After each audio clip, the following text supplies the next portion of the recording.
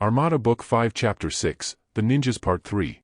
Ono beamed into the Grand Council main hall of Dimension 1415644491. Akio, good you're here. This is Commander Poolm and Commander Sind. They would be going with Chilla and Ripan with you to the other dimension. Horan told Ono. Rambo has briefed us on your preparations and activities. Ripan said. Ono nodded and they were beamed to the cave where they all turned crimson invisible. Hello Chilla, Ripan. Are you guys excited or what? Billy asked. Very excited. Chilla said. Well, I'm not. Ripan said. Yes, you are. I heard you were not able to sleep last night. Liar. Chilla said and Billy laughed. Okay, we have tagged almost all the enemy in this dimension. The Emperor and top leaders have been mind-read and given the injection. Their DG operations have been shut down and our people locked the whole building in a time box. All their scientists have been mind-read and injected. Ricky explained. Our game plan is immediately end the war and contact the Armada to enlist their help in protecting this dimension from intrusions.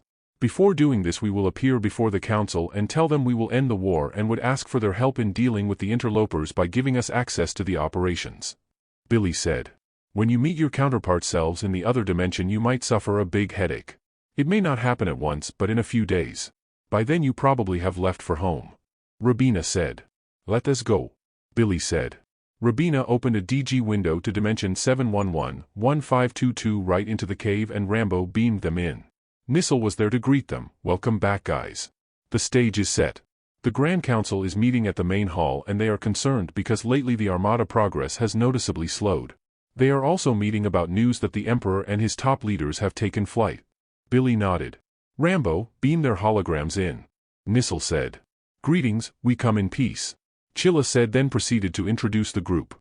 The Grand Council was shocked not so much as because they suddenly appeared but because they saw Chilla and Ripan. Who are you and why are you here? Local Horan asked. I just introduced to you the group Horan. Weren't you listening? Chilla asked. Why are you wearing red? I hate red. Local Chilla said. I always wear red or yellow. Why are you in white? Chilla said. I always wear white. But I like your shoes. Local Chilla said and Chilla smiled. Ricky, why is Dessen here? Billy asked. I work here. Dessen answered. Rambo, beam Dessen out and read his mind. Ricky said and Dessen disappeared. What are you doing? Local Horan asked. Don't worry about him. Anyway we came to end the war for you but would like to request your help in dealing with a small problem. Ripan said. The Armada is dealing with the Emperor's forces. They told us that they will end the war in 3 months. Local Chilla said. We will do it within the hour. Chilla said. The holos disappeared as the group beamed in. The Grand Council laughed. Chilla approached Local Horan and put her face 2 inches from his face. A month ago we got the Emperor and his leaders, read their minds and gave them the injection. Rambo, beam the Emperor and his leaders here please. Chilla said. The Emperor and his top leaders appeared. After a few minutes Dessen appeared with them as feeble as the others. But the Armada is doing the work now. Local Horan said. Rambo, let's show the Grand Council. Ripan said. More than 3 dozen hologram screens floated around them. Chilla looked at Billy. Rambo, proceed please. Chilla said. Who's Rambo? Local Horan asked. The blank screen suddenly showed various images. They saw the Emperor's armies being transported to a planet, then saw explosions in the ships. They saw the Emperor's ground troops disappear and appear together with the ship-based forces in the holding planet. Is this real? Local Chilla asked. They continued to watch for half an hour when a council commander ran inside and told the council that the enemy ships are all empty. Chilla, how do you feel? Billy asked. I'm okay. I don't feel anything. I somehow feel the other Chilla. She's surprised to say the least. Chilla said. So I take it you came from another dimension? Horan asked and Chilla nodded. Chilla is really beginning to doubt Horan's aptitude. And you want us to help you with something? Horan asked again. We also want to ask the help of the Armada. Billy said. With what? Horan asked.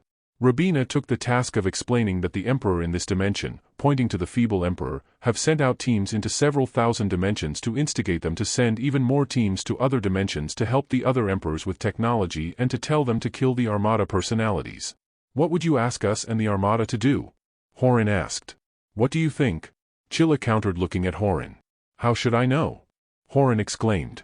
Chilla just concluded that the Horan in this dimension is not very smart. We want you to help us by joining us in our fight against interdimension interlopers whose primary purpose is to support the Emperors and kill all the Horins and Chillas in all the dimensions. Then kill all the Armada personalities. Chilla said. All our dimension gateways are secure.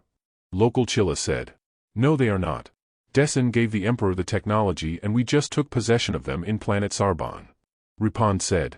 Chilla then told them about the mutant planet, the plague planet and the slave planets. Horin was intently listening and Chilla felt the local Chilla surprised and very concerned. What would you request the Armada to do? Horin asked. We would like them to help in our interdimension forays by looking for interlopers in this dimension and then going to the other dimensions and eliminate the Emperors and his top leaders and in the end protect this dimension. Chilla said. All the first colony planets have been liberated. All their ships are empty or almost empty. Almost all the enemy forces in occupied planets in the fourth colony have been removed and beamed to the holding planet. I would suggest you speak to your people. Chilla, Ripan, I would suggest you deploy people to do refugee work. Ripan suggested. I think it's time for your speech, Horin. Just tell us when you want to start talking and we will broadcast your speech across the galaxies. Billy said. Horin nodded to Billy. I want the Emperor and his people to kneel behind me. Billy and his team moved them to kneel. Chilla, grab his hair and hold his head up. I want to show our people that Emperor kneeling and his head being held by the leader of our military. Good drama, Horin. Billy said. Horin started, My dear people, the Emperor has fallen. He gestured to show the Emperor behind him. Then he saw several screens in various locations showing him in front of the kneeling Emperor and the enemy top leadership. Then he explained that the enemy ships are now empty of their crew and a lot of garrisons are now free. He asked his forces to make sure all the few remaining enemy personnel in the ships and on the ground are eliminated. Then he went on to explain the task at hand touching on the mutant planet, the slave planets and the plague planet. I thought this Horin is not as smart. I guess he's smart enough. Chilla said telepathically. Billy and Ripan laughed. So Billy, are you going to talk to the Armada leaders? Local Chilla asked. Yes, would you like to accompany us? Sure, but their leaders are in the fourth colony. We would have to beam back to our HQ and from there open a gateway to our fourth colony HQ and from there beam to the Armada ships, Rabina explained. We would be traveling to a dimension to come back to the fourth colony. Chilla added. I understand. I would suggest that you ask Horin and our Ripan to come with us. Local Chilla said. Horin took almost an hour to finish his speech. All the time he was looking at himself in the floating hologram screens. Local Chilla released the Emperor's head earlier when she realized Horin was not going to stop anytime soon. I thought you would never finish. Chilla said, a little annoyed. She told him of their plans to go and meet the Armada leaders. Horin agreed but gave instructions to the rest of the council to do the refugee work immediately. In less than an hour they appeared before the Armada leadership. The top commanders were in the bridge looking at the scenes in the fourth colony on overhead screens. The bridge was much smaller than their Armada bridge but very well lighted. The consoles were all around with crew manning the consoles. There were 3 large screens on one wall across the captain's chair where several scenes on the ground were shown in one screen. Now these are the kind of uniforms we should be wearing. Ono commented. The Armada uniforms were mostly beige with blue accents. The women wore blue skirts although some were wearing blue pants. Some of the women had what appeared like white or yellow white flowers on the left pocket. Rabina looked at Ono. I see 4 sets of uniforms. They are not consistent and look like everyone has his or her own combination of the uniform. She's right. Chilla said. The Armada officers were seated in 5 chairs at the back of the captain's chair. 2 women and 3 men, all officers stood sharply when Horin and the group appeared. Cromwell remained seated. Greetings, Cromwell. Horin said and began introducing Billy and his team immediately. Cromwell standing, there are 2 of you Chilla and 2 of you Ripan. This Chilla came from another dimension. That Ripan also came from another dimension. Local Chilla said. Cromwell, are you married? Mila interjected. Billy and his group laughed out loud. No, I just got divorced from the man I have lived for the last 20 years. Why? More laughs. Nothing. Mila said with a disappointed tone. Rabina was not deterred. Where's Pierce? I am here. How did you know my name? A tall man wearing a white shirt and blue pants stepped forward from a console behind the officers. Are you married now? Rabina asked. I have a wife. Why? The laughs were not loud this time. Just checking. Rabina said. Billy laughed. Why are you laughing? Local Horin asked. It's a long story but our Horin started all this. Chilla said. Billy noticed Sean is no longer beside him but talking to Lisa. The group saw Billy looking around. Lisa, I see that you met Sean already, Billy said. This time the group laughed. Your people behave in an uncommon way. Why are you always laughing? Cromwell asked. It's a long story. So how do you find the latest events in the Fourth Colonies? Mila asked. I believe the war is over.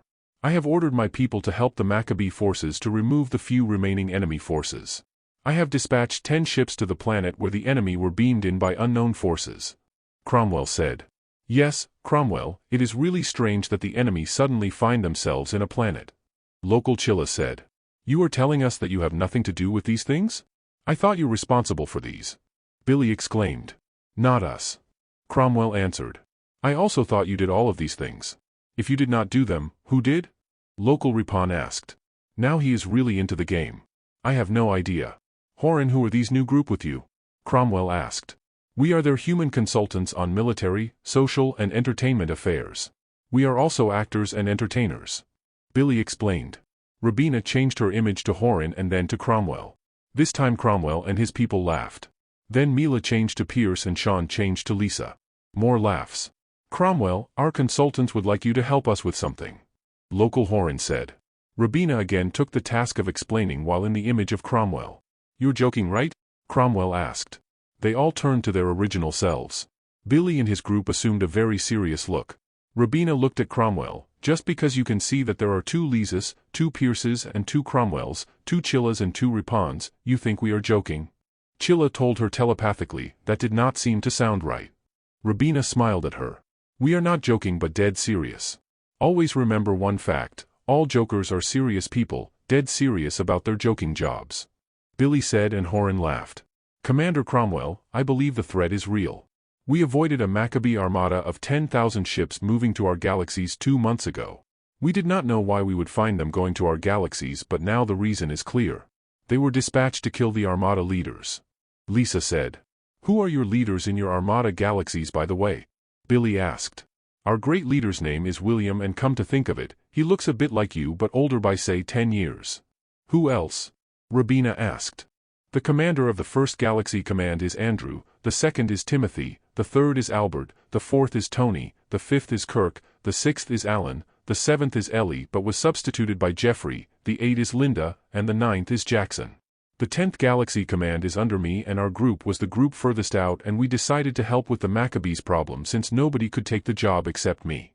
Commander, I believe we should send ships back to our galaxies to warn them of the threat. Lisa said. You cannot leave, not now. Sean exclaimed and held Lisa's hand tight with 2 hands. I am not leaving, I will send out 10 ships. Lisa said perplexed. Billy's group laughed at Sean's dramatic reaction. She's very pretty and unattached. Her eyes are so expressive. He told the group telepathically. Billy is shaking his head but smiling, which makes him look retarded. You don't have to. I am sure the Armada already knows what is coming at them. Billy said. Horan, would you like to have a tour of our ship? Cromwell said. Come on, let's go. Rabina said. You seem to be excited. I thought you would be doing some science thingy and would be too busy for a tour of a very advanced ship. Billy said. The group laughed. You have a very happy group, Billy. Cromwell commented. You have no idea. Chilla and Ripon laughed. Lisa, tell me something. Why is your Armada doing this? What do you get out of Armada work? Sean asked. He was holding her arm as they walked. To help people, to ease their pain.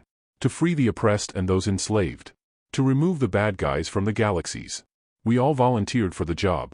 The pay is not much and travel is long and hard but our reward is when we see good triumph over evil, when we help in easing the pain in planets, these are our just rewards. Lisa explained. You're so brave and kind. From now on you're my hero, Lisa. Sean said and then he saw Ripon and Chilla shaking their heads. Pierce, you're the science officer, right? Rabina asked and Pierce nodded. Tell me about your ships. I want the technical stuff. Billy realized Rabina is now in her elements. Pierce rattled off several numbers and statistics, on some things Billy does not care to know. He wondered if it would have been better if Rabina found the true love of her life or see her work like she always does. The group ended at their mess hall which was a quarter the size of Armada mess halls. Earlier Rambo has hacked into Cromwell's data systems and provided the group with background intel as they walked. Billy realized that Cromwell's group got the oldest of the fleet ships and they were given this assignments nobody wanted. Usually these were missions that were far from the center galaxies. When Bronny went over to ask for help, Cromwell was the first Armada he encountered. His regard for Cromwell's group increased when he realized that Cromwell would take on any challenge without complaint even if his ships are the oldest. These older ships were smaller, slower, and needs to replenish its food stocks more often than the newer ones. They have instituted some form of rationing because the long travel has depleted their provisions more than they estimated. As in the other dimension, Cromwell's Armada was not wanting in zeal and heroism. He found them to be very brave, in spite of the challenges, and very efficient. As per Cromwell's request, Horan and Billy's group sat on one side while Cromwell and his officers sat at another side. There was water and some bread. There were some butterballs on plates beside the bread. Billy noticed that most of the tables have bread and some milk and not much else. I know your ships do not have AIs. Cromwell, can I bring my AI over? Robina asked. We have been experimenting with AIs for more than 50 years now and our most advanced ships have one. Sure, bring your AI over. Pierce said. Rambo appeared in his usual whites. This is Rambo. Robina said. Your AI has a body. I thought you meant computer AI. Pierce said, and Robina smiled. We should be the ones inviting you for a banquet at the Great Council Hall, which we intended before we came over. But since we are already here, can we bring in some of our food? Billy asked. Cromwell found it strange for Billy to bother bringing in food, but, sure Billy, this is your galaxy and you are our hosts. Billy looked at Rambo as if telling him something. Several bottles of brandy and wine appeared. Then several ice cream containers. Then wine and brandy glasses appeared with small ice cream cups. Then pasta, chicken, steak and salad appeared all across the table. Rambo started opening the bottles of brandy. I know you are familiar with the food. This is wine and this is brandy. Please. Billy said as he gestured Cromwell to start. This ice cream is so fine. How many flavors do you have? Lisa asked. 10 are within easy reach. Do you want me to send some to your ship storage? Rambo asked. Lisa was surprised but nodded. 9 more ice cream containers appeared. This brandy is so fine. Our ships do not have liquor per Armada regulations. Cromwell said. How about wine? I am sure wine is okay, right? Billy asked. This wine is so good. Wine is okay. Pierce answered. I am now sending wines to your storage. Rambo said. We can also fill your storage with this meat. We also have chicken and turkey, pork and fish. Robina said and looked at Rambo. I am filling their cold storage with meat and the others. Fill all their storage with food and beverages.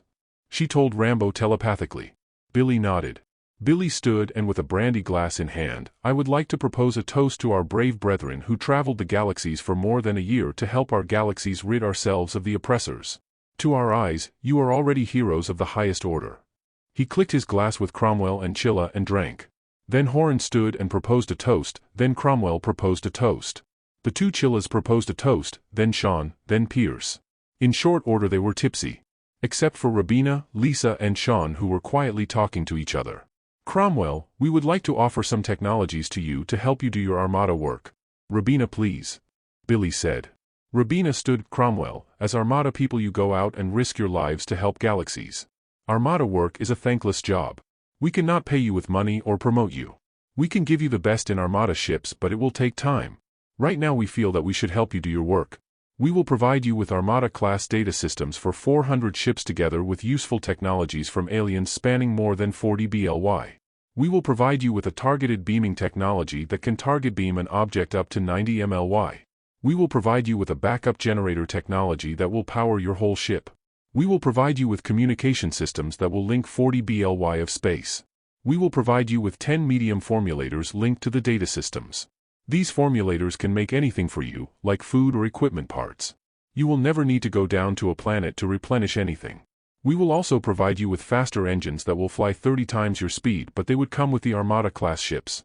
The hull of these ships is 5,000 times stronger than your front hulls. Your present ship metals cannot handle the speed these engines deliver. Those technologies seem exciting, but how long will it take for you to do these things? We still have the Martians and Greenos to deal with. Cromwell said. We can install the data system and AI in 5 days for the 400 more advanced ships. Your people must study the technologies and adopt to your other ships. Robina said. She wanted to be safe in her estimate this time. That's incredible. Cromwell exclaimed. There are also challenges like the mutant planets, the slave planets, the plague planet and all the millions of refugees we have to take care of. Chilla said as she gave a brief rundown of the planets. And the millions of slaves we have to bring back to their home. Lisa added. Horan nodded. Billy, you mentioned earlier that you wanted us to help you with your interdimension travels. Cromwell said. First we want to secure this dimension by helping you with some technologies. Then we would ask that you help Horan deal with interlopers by going after them in their dimension. Our fellow consultants will help train your people on the new technologies and strategies using them in your battles. The Maccabees will build Armada-class ships so you will have the best equipment there is to do your job. Rabina said. Horan looked at Rabina. All of these will be yours too, Horan, and we will help you build the ships. She told him telepathically. Sean will be the main guy in this dimension. He would be doing all these for all of you. He will retrain the whole Maccabee fleet to be the best in Maccabee history. Billy said, but felt he has lost Sean to this dimension while looking at Sean looking into Lisa's eyes.